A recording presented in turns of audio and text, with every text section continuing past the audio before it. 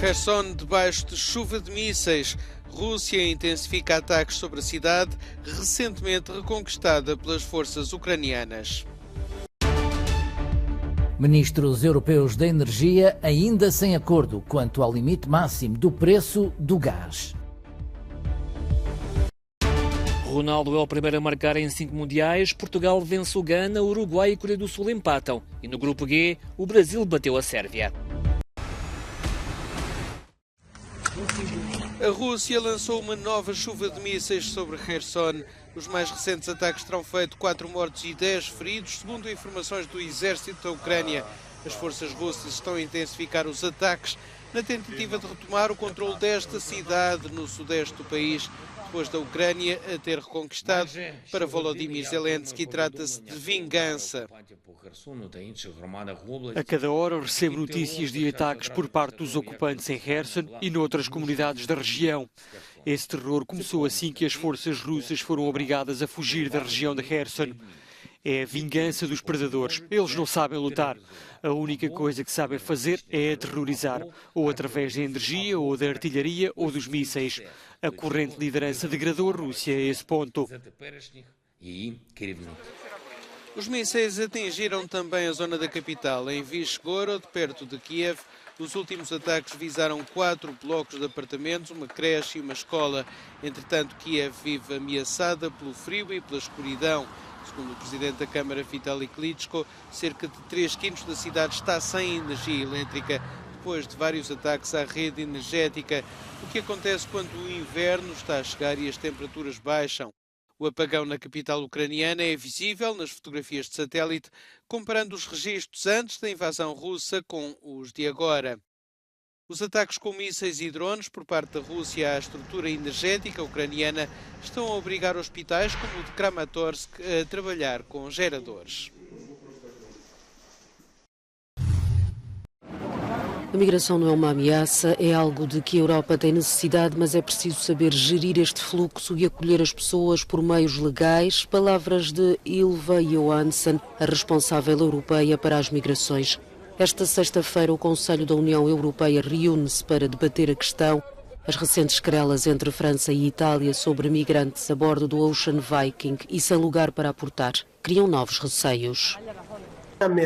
Estamos a ver que os traficantes adotam novos métodos e meios. Agora utilizam grandes barcos privados, navios comerciais para transportar migrantes. Consideramos que esta é uma tática perigosa e estamos a falar de um grande número de pessoas. Sinceramente, não sei como os países mediterrâneos vão conseguir enfrentar esta nova ameaça.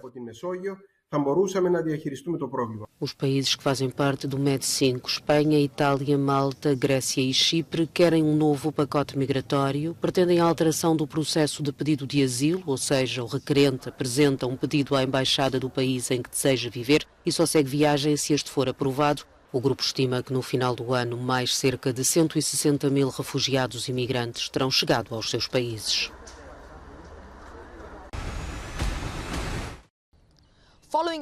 Na sequência de uma recente discórdia entre Roma e Paris, os ministros europeus do interior reúnem-se esta sexta-feira para discutir as propostas da Comissão Europeia com vista a reduzir os fluxos de migrantes que se dirigem para o continente. O plano de ação apela aos Estados-membros para acelerarem a deslocalização acordada em junho por alguns países europeus. O documento sugere também um financiamento de 600 milhões de euros para os países do norte da África. Mas a questão mais controversa é o papel dos navios das ONG e se cada país deve assumir responsabilidade por esses navios humanitários sempre que estiverem registados nesse país, assim como pelos migrantes que resgatam. Itália, Chipre e Malta argumentam que os Estados das bandeiras destas ONG devem desempenhar um papel neste processo.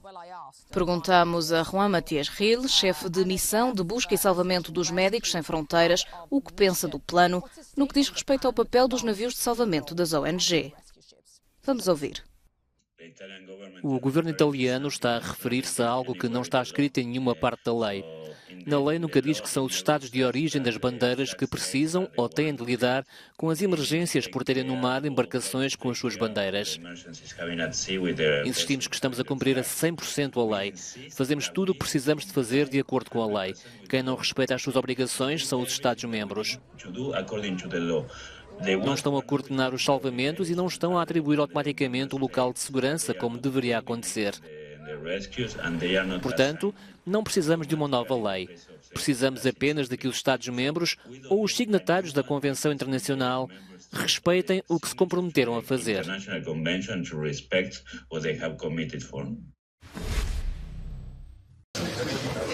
Discussão acalorada e opiniões muito divergentes. Estas foram algumas das palavras utilizadas para descrever a reunião de ministros europeus da energia realizada esta quinta-feira em Bruxelas e que terminou sem um acordo. No centro do conflito está o limite para o preço do gás proposto pela Comissão Europeia, que é tão elevado que nem mesmo em agosto passado este mecanismo teria sido ativado. Para a maioria dos Estados-membros, isto não é aceitável.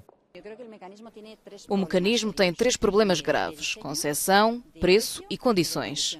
Por outras palavras, os 3 elementos centrais estão mal pensados. Parece ter sido concebido precisamente para nunca ser aplicado, e isto parece-nos ser uma piada de mau gosto por parte da Comissão. Um grupo reduzido de países, liderado pela Alemanha e pelos Países Baixos, não quer intervir no mercado. Estão preocupados com o impacto no abastecimento de gás na Europa. A proposta que está agora em cima da mesa, relativamente ao mecanismo de mercado, é deficiente.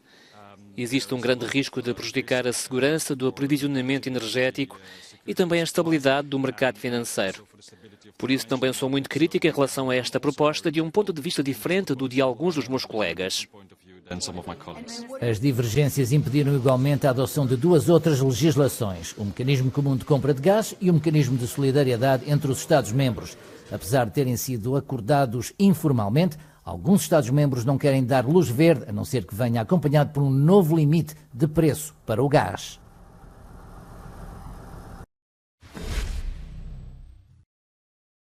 A ingestão de sulfitos é motivo de preocupação, mas não há dados suficientes para estabelecer um nível de dose diária aceitável. A conclusão é da Autoridade Europeia de Segurança Alimentar, que esta quinta-feira, a pedido da Comissão Europeia, atualizou a avaliação de risco para estes aditivos usados como conservantes. Estão presentes em alimentos como maçãs, arroz, cebolas e couves e em bebidas como o vinho. O grupo de peritos encontrou provas de efeitos adversos sobre a saúde do sistema nervoso central e reafirmou a recomendação anterior de investigar mais profundamente a hipersensibilidade ou intolerância entre alguns consumidores sensíveis por causa de lacunas de conhecimento.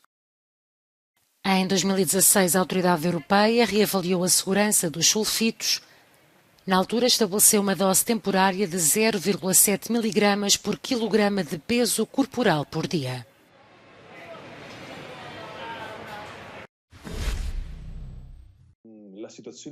O escritor Roberto Saviano cancelou 2 eventos públicos em Itália por não se sentir protegido. Saviano vive sob proteção policial desde 2006, ano em que publicou Gomorra, um livro sobre a máfia italiana que viria a dar origem à conhecida série televisiva de ficção. Agora o autor alega que após semanas de ataques contínuos decidiu afastar-se por receio de se colocar em risco e a família. Numa carta enviada aos organizadores do evento, Saviano revela ainda estar a passar por uma fase difícil em que se considera atacado pelo poder político e os jornais de extrema-direita. 3 ministros do atual governo italiano, entre eles a primeira-ministra Giorgia Meloni, estão a levar o escritor a tribunal. Em causa estão termos alegadamente ofensivos usados por Saviano para classificar a atuação política em relação à crise migratória em Itália.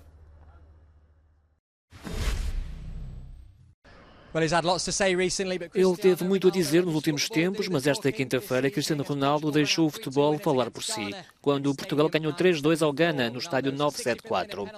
O penalti de Ronaldo aos 105 minutos fez dele o primeiro jogador a marcar em 5 campeonatos do mundo. Aos gols do capitão português juntaram-se os de João Félix e Rafael Leão. O outro jogo do Grupo H terminou a 0 entre Uruguai e Coreia do Sul, o que coloca Portugal na liderança do grupo após a primeira ronda de jogos. Já no Grupo G, o destaque foi para o Brasil, após Richarlison ter garantido os 2 golos da vitória sobre uma Sérvia que não chegou a estrear o marcador. A seleção canarinha ainda sofreu uma baixa. Neymar viu-se obrigada a abandonar o campo ao segundo tempo após um entorse no tornozelo. À primeira jornada, os pentacampeões lideram a tabela, juntamente com a Suíça, que venceu os Camarões por 1-0 com um golo de Berrel Embolo.